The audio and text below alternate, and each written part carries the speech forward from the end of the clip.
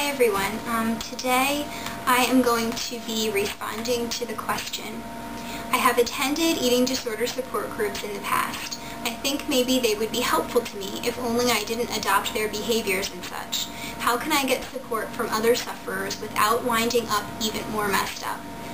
I chose to answer this question because I am an ANAD eating disorder support group leader, so I thought it very fitting that I choose this question for myself because it is very tricky to feel comfortable in an eating disorder support group at times, but I think that you have to remember that everyone feels uncomfortable at some point or at many points.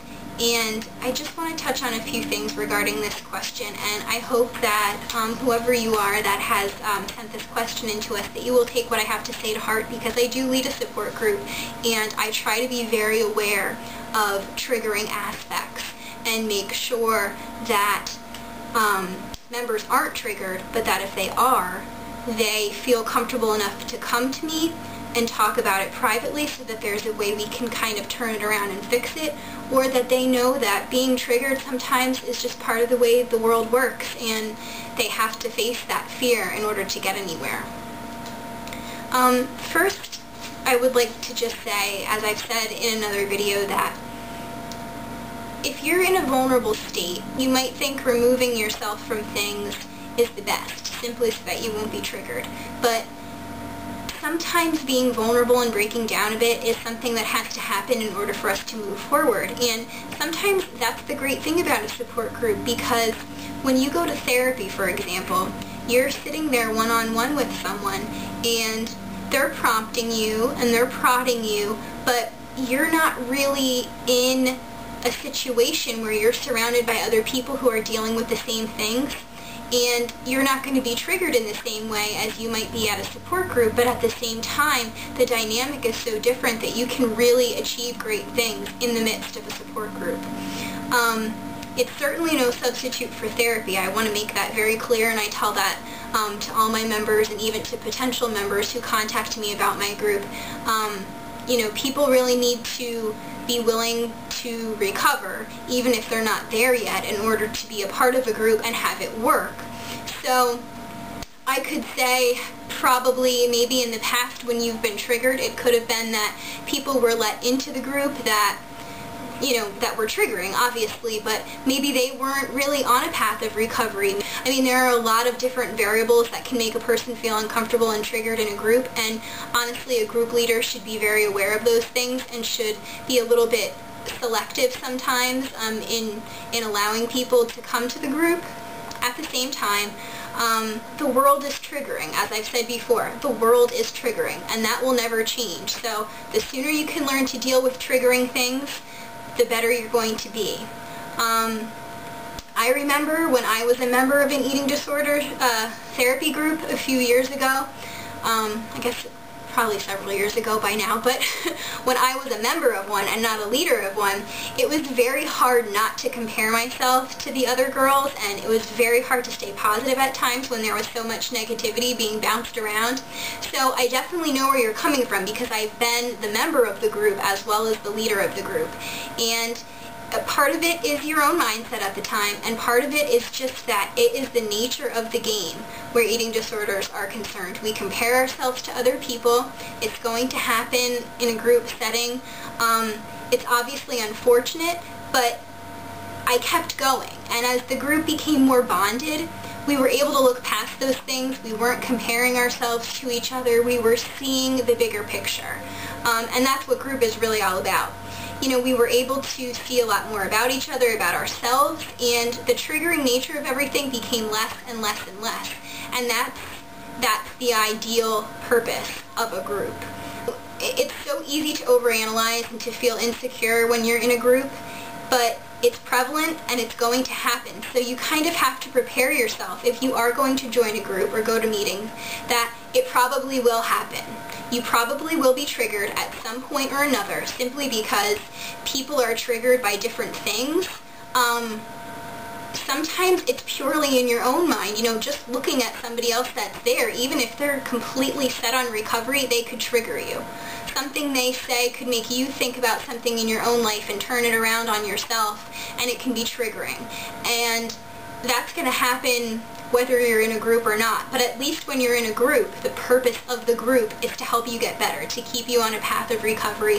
And hopefully you do have a moderator or a group leader that is going to be very concerned about triggering aspects, and hopefully that's someone that you can bring up your concerns to. So the whole point is, don't be afraid of being triggered, and if you don't fear it and don't dread it, and you make yourself aware that it's probably going to happen, you can get past it.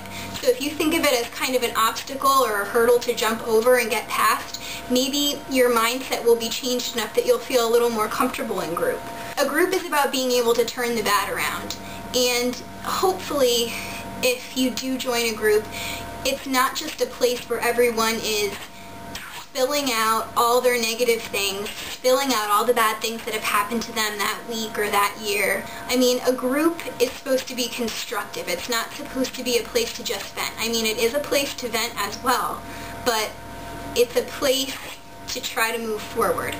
So, I mean, one of the things that I do in my group is I always end every single meeting with, what is your goal for the week? And then I go around and I have everyone tell me what their goal for the week is, and then they try to stick to it till the next time.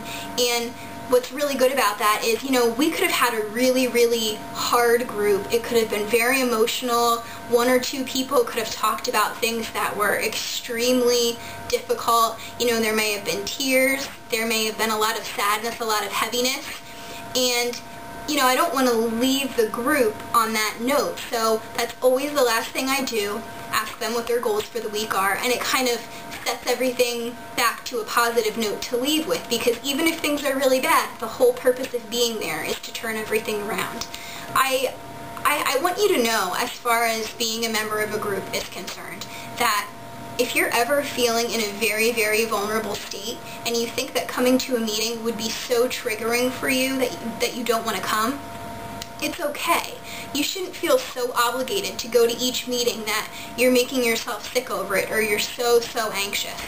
But at the same time, while there's no obligation, you have to remember that the purpose of a group is to help you, not hurt you. So if you're being hurt by something, you either need to speak up to everyone or to the group leader, or examine that within yourself and try to figure out what's going on there. And if you need to take a break sometimes, that's okay. I completely understand that as far as my group members are concerned. People stop coming for a week or so, and it might be just because things are happening in their lives that they need to deal with, and they don't have time to come to group because they're dealing emotionally with a lot of other things. Sometimes a lot of people come in spite of that because that's the bright spot in their week to help them through it. But it works both ways with people. How you can get support from other sufferers without ending up more messed up is simply to reflect and become introspective with yourself, and just think about what you want out of group. Figure out how the best way is to get that. Be very open with your group leader. Find a group that makes you feel comfortable. I mean, I know a lot of people live in places where there's only one support group in their area, but there are a lot of places where you can find another support group if you don't find that you've found the right fit with the one that you've tried. There's so many different organizations. Like, I'm an ANAD support group leader, which is anorexia nervosa and associated disorders, and it's for all different eating disorders. But there are NEDA groups. There are, I'm trying to think, but I mean, there are many different organizations that promote eating disorder support groups. There's Eating Disorders Anonymous is another one. So, just keep that in mind. Search around, Google things.